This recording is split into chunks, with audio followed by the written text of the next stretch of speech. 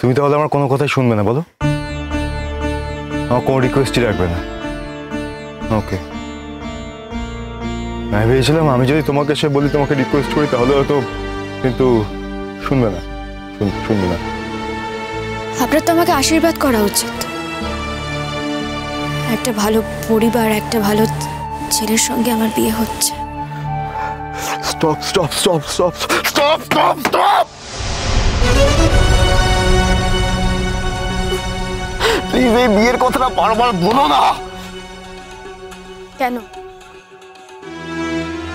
আমি যদি বিয়ের কথা আপনাকে বারবার বলি তাহলে কি হবে? আপনিও তো বিয়ে করেছেন, আপনার ঘরেও স্ত্রী আছে। আপনার বিয়েতে তো আপনারা আমাকে নেমন্তন্নও করেছিলেন। বিয়ের প্রত্যেকটা কাজ আমি নিজের হাতে করেছিলাম। তাহলে আমার বিয়েতে আপনি ইনভলভ থাকবেন না কেন স্যার? আমি তো এক্সপেক্ট করতেই পারি যে আপনি আমার বিয়েতে একটু হলেও অ্যাক্টিভ থাকবেন।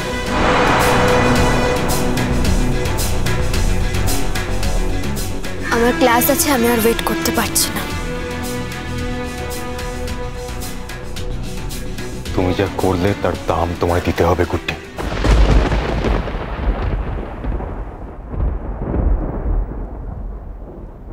কি করেছি আমি? বিয়ে করতে চেয়েছি শুধু, আর তো কিছু করতে চাইনি। একটা বিয়ের প্রস্তাব এসেছিল, তাতে আমি সায় দিয়েছি। তার জন্য আমাকে কি দাম দিতে হবে, কি দায় ভোগ করতে হবে? এমন তো নয় যে আমি আপনাকে ঠকিয়ে অন্য কারোর সঙ্গে সম্পর্কে জড়িয়েছি, বরং উল্টোটা। আপনি একদিন আমার হাত ধরে আপনার বাড়িতে আমাকে নিয়ে এসেছিলেন, তারপরে আবার বেরও করে দিয়েছিলেন। সমস্ত সম্পর্ক শেষ করে দিয়েছিলেন আপনি। গুড্ডি, আমি সবকিছু ঠিক করে নেবো, আমি সব সামনে নেবো। আমি আজকে গিয়ে শিরিনকে বলবো যে আমি তোমার সঙ্গে থাকতে পারছি না। কি মনে হয় আমি এই প্রস্তাবে রাজি হব? তাহলে আমি কি করবো? আমি কোথায় যাবো? আমি কি করবো বলো না? আমার তো কোনো জায়গা নেই যাওয়ার। আমি কি করবো? আমি আমি আমি থাকতে আমার সামনে অন্য কেউ তোমাকে ছবি, অন্য কেউ তোমার, এটা হতে পারে না গুড্ডি। এটা আমি কি করে মেনে নেবো গুড্ডি? আচ্ছা আচ্ছা আচ্ছা, তুমি আমার দিকে দেখো। আচ্ছা তুমি বলো, আমি যখন অসুস্থ ছিলাম, আমি কার কথা বারবার বলেছি? আমি কার নাম ধরে ডেকেছি বলো? ঈশ্বর না করুক আপনি যদি আবার কোনোদিনও অসুস্থ হন, আপনি আমার নাম না করলেও আমি আপনার কাছে যাব। ও, দয়া দেখাচ্ছ? দয়া দেখাচ্ছ আমাকে? না, চাই না তোমার দয়া। স্পর্ধা আমার নেই স্যারজি। দয়া আমি আপনাকে দেখাতে পারবো না।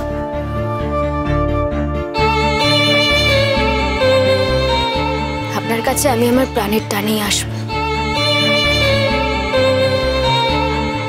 আমার প্রতি আর তোমার কোনো টান নেই না? তোমার কোন যত টান ওই যুধাজিতের উপর। প্লিজ এখানে দাঁড়িয়ে চিৎকার করবেন না আপনি। আমি আপনার চিৎকার করাটা এখন মেনে নিতে পারছি না এই মুহূর্তে এখানে দাঁড়িয়ে। আমার ক্লাসে দেরি হয়ে যাচ্ছে, আমাকে চলে যেতে হচ্ছে। Have a good day. আসছি। বুদ্ধি,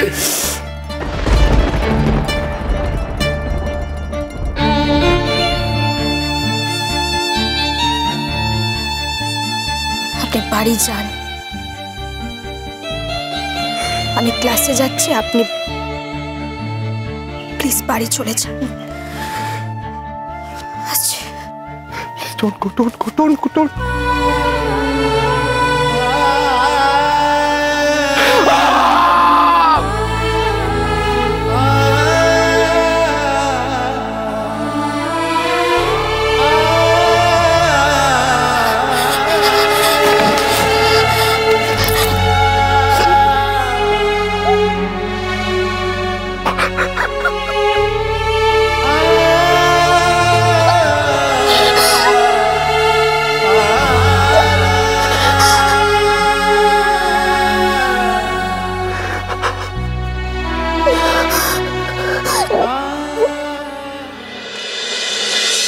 আপনারা যে আমাদের স্বীকার করে নিয়েছেন এই অনেক থ্যাঙ্কস। ওই বাড়িতে থাকার কথা আর বলবেন না। আমি আমার মাকে একটা আশ্রয় করে দিতে পেরেছি। মা এখানেই, মানে ইনফ্যাক্ট এই বাড়ি আমার বাবারই তৈরি করা, আমি খানিক বড় করেছি আর কি। তুমি বললেই কি আর তোমায় আমরা ছাড়বো নাকি? দেখো, বিয়ে হবে, আর বিয়েটা ওই বাড়ি থেকেই হবে, আর তারপর থেকে আপনারা ওখানেই থাকবেন। আমাদের দিকটা ভাববেন না? বাবার যে কতটা অপরাধ বোধ হচ্ছে সেটা একবার ভেবে দেখুন প্লিজ। হ্যাঁ, আমার জন্যই তো একদিন উনি বাড়ি ছেড়ে চলে গিয়েছিলেন। কিন্তু তাতে কোনো ক্ষতি হয়নি দাদা, জানেন তো। ও তো খুব শক্ত মনের মানুষ ছিল, আবার করে সমস্ত কিছু বানিয়ে নিয়েছিল নিজের মনের মতন করে, কিন্তু সেটাও যে চলে গেল, আর ফিরে এলো না। আমার মনে শুধু একটাই প্রশ্ন, জানেন তো, আপনি আমার বয়োজ্যেষ্ঠ, আপনার সামনে বলতে আমার লজ্জা নেই, আমি ওকে খুব ভালোবাসতাম। মানুষটা তো ভালোবাসার মতোই ছিল, আপনারাও জানেন সেটা। ওর মতন দরদি, ওর মতন মায়া ভরা একটা লোক কম হয়। আমাকেও খুব ভালোবাসতাম,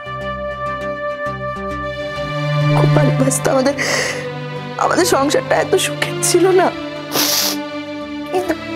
সব তছনছ করে দিয়ে চলে গেল, আর ফিরে এলো না। জানেন, আমাদের কথা হয়েছিল যে সেবার যে যুদ্ধে যাচ্ছিল, আমায় বলেছিল, কথা দিয়েছিল যে সেই যুদ্ধেই ওর শেষ যাওয়া, ও আর কোনোদিন যুদ্ধে যাবে না। সেবার যুদ্ধ থেকে ফিরে ও চাকরি ছেড়ে দেবে, অন্য কিছু একটা করবে। আমার সঙ্গে সারাক্ষণ এই নিয়ে অশান্তি লেগে থাকতো, কিন্তু সেই যুদ্ধ থেকে ও আর ফিরে এলো না। আমার সব অশান্তি ওখানেই শেষ হয়ে গেল। একটা অমীমাংসিত জীবন নিয়ে আমি দিনের পর দিন ওর পথ চেয়ে বসে রইলাম। আমি অপেক্ষা করে আছি দাদা, জানেন তো, আমি অপেক্ষা করে আছি যে একদিন ও ঠিক ফিরে আসবে আমার কাছে। হয়তো সেই দিনটা আমার জীবনের শেষ দিন হবে, হয়তো আমার মৃত্যুর দিনে আমি ওকে শেষবারের মতন দেখতে পাবো, কিন্তু সেই সময় ওকে আমি প্রশ্ন করবো, ওকে আমার চোখের দিকে তাকিয়ে বলতে হবে যে ওটা কেন করলো আমার সঙ্গে, কেন এই কষ্টটা আমাকে দিল।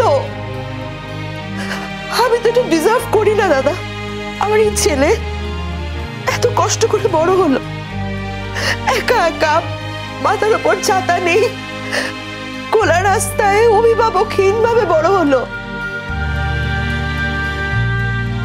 আমি সামলেছি, আমি ওর মা হয়ে সামলেছি, কিন্তু একজন বাবা যেটা করতে পারে, যেভাবে সামলাতে পারে তার সন্তানকে, সেটা তো আমি পারিনি। এই ছেলেকে বড় করার জন্য আমি কতটা কষ্ট করেছি দাদা। এই ছেলেকে আমার স্বামীর, তার বাবার যোগ্য করে তোলার জন্য আমি কতটা কষ্ট করেছি সেটা একবারও আপনার ভাই ভেবে দেখলো না, আমার স্বামী একবারও ভাবলো না সে কথা। দেখুন, যেখানে আছেন হয়তো কিছু করার ছিল না, কিন্তু উনি ঠিক একদিন ওখান থেকে বেরিয়ে আসবেনই। কেয়া ঠিক বলেছে, বেঁচে যদি থাকেন উনি আসবেনই, ঠিক আসবেন।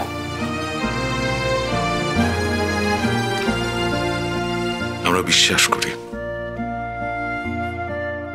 উনি বেঁচে আছেন। এই বিশ্বাস আমারও আছে বোন। আমরা চাই যে তোমাদের বাড়ি তোমরা ব্যবহার করো। যদি মনে হয় যে এত ভিড়ে তোমরা থাকতে পারবে না, তাহলে আমরাই না হয়। ছি ছি ছি দাদা, ছি, এ কথা বলবেন না, এ কথা বলতে নেই, আমার শোনাও পাপ দাদা, প্লিজ এটা বলবেন না। তাহলে তোমার অধিকার তুমি ফিরিয়ে নাও বোন। একদিন আমার ভাই ঠিক ফিরে আসবে। বলছিলাম, আমার বাবা তো এই বাড়িতেই আসবেন যদি উনি ফিরে আসেন। এসে যদি দেখেন এখানে কেউ নেই তখন তো একই শহরে থাকি আমরা, বলতে পারো কাছাকাছি থাকি।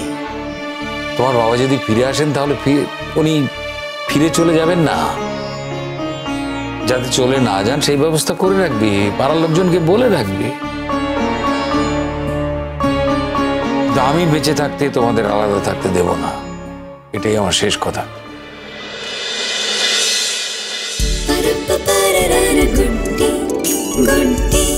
চলো চলো চলো চলো চলো পাল্টাই।